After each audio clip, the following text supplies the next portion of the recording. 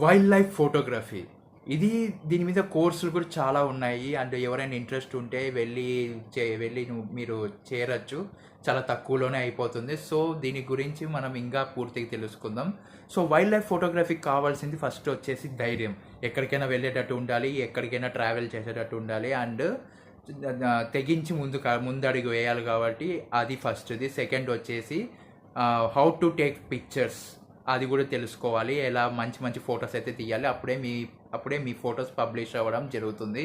ఇంకో థర్డ్ వచ్చేసి mentality of animals. అది ఎలా ఉంది, అటాక్ చేసే స్టేజ్లో ఉందా, లేకపోతే మామూలు కామ్గా ఉందా, ఇవన్నీ తెలుసుకోవడానికి దాని గురించి తెలిసిన ట్రైనర్స్ కానీ ఎవరైనా ఉంటారు, వాళ్ళని వెంట పెట్టుకొని పోవడం అయితే చాలా ఇంపార్టెంట్.